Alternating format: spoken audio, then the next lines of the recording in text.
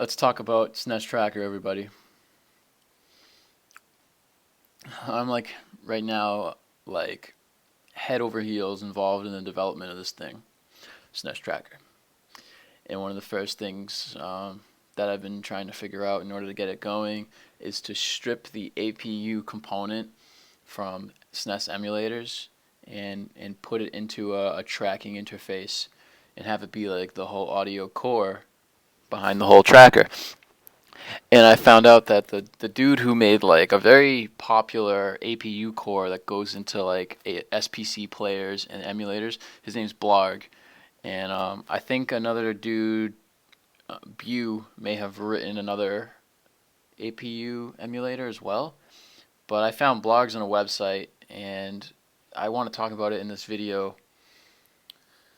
Um, I'm collaborating with a dude named ElectroNoob from UK. We kind of like best bros at this point. We actually met over YouTube, and we're collaborating on this. And one of the first things that we figured we needed to do was to do this agile development. Really, not plan it out, just kind of learn and have fun, and that's what we're doing. That's what I'm trying to do, and I talked with him like a couple nights ago, last night, and we were just like, well, it's like the simplest thing that we could possibly do at first. And I said, all right, how about we have this program that can just play a sample, and that's it. And that sounds simple, but it's still really complicated because we need to get that APU core into the program. We want to write the program in SDL. Multi-platform is what I'm all about. So, SDL, we kicked around the idea of using Qt, but I think SDL is just because you get that raw screen, you have more control. But I do like the GUI interface components of Qt, but I think we're going for SDL. So even though there is that very raw example, I mean I'm also trying to tinker around with Milky Tracker's source code to see if I can leverage that, because maybe ultimately you can just plug into Milky Tracker with some extended effects on top of it, and then you would just have a snestracker in a Milky Tracker environment.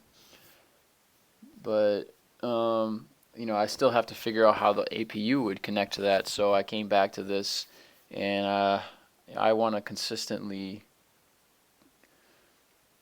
just dump my mind onto YouTube and onto the snestracker website, so that everyone knows what I'm up to, and I have also a place where I can refer back to if I need to, and just be like, oh yeah, I was working on that. Maybe it'll help me learn, and maybe I'll just be able to reminisce about working on this project at the age of 24. So, getting back to Blagg's APU, it's totally open source, and it's on his website. And if you want details, it's all on my GitHub, github.com/Bazzinotti, BAZZINOTTI. And there's a sample music player that Blargg has, and we're going to go into that. It's called Game Music Emu. And he has a more limited one with just the SPC interface. It's like an API that you can use. Totally have to learn how to use that. But this is a more limited example where it will just take a file called test.spc, and it'll turn 20 seconds of it into a WAV file. We can run this. I don't mind just running it for the sake of it. Not. Game Music Emu is where it's at, because it's got a whole player. It's got SDL going on, and it's got muting of all 8 channels of the APU, and kind of like tempo controls that aren't really exactly what I want. Let's try to get into this. So first off, if you ever download the Game Music Emu raw from the website, it doesn't come with a make file. I had to make a make file. Same thing with SNES SPC. These make files are available on my GitHub. Actually, the whole directory is available on GitHub. You don't have to really download it from Blagg's original. And don't, because the makefile won't be there. It's a decent amount of writing to create the makefile. Anyways, yeah, whatever. But I'm in the game music emu, right? And I'm about to I already made it, and I can just run play. It'll play the hard-coded test.spc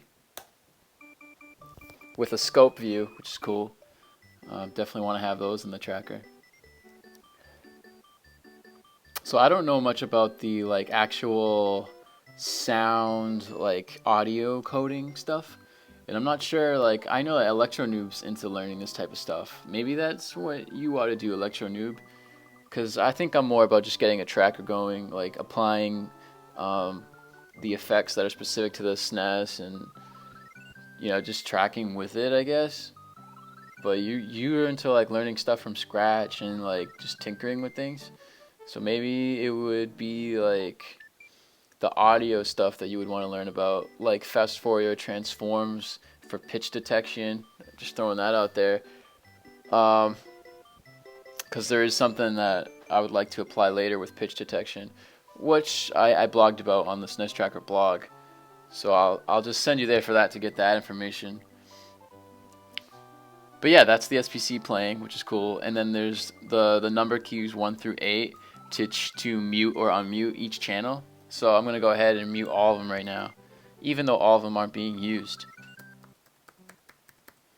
And actually I had to make some modifications to the source code, because when everything was muted, there was actually a very small offset that wasn't being accounted for that would leave the volume extremely low but still audible. So I added in some logic on the GitHub. You can probably check it out. I'm not going to go look for it right now, but I added in a very small logic to basically check if the value was a -1. It was this -1 volume thing, but I commented it in the code, so it's not hidden.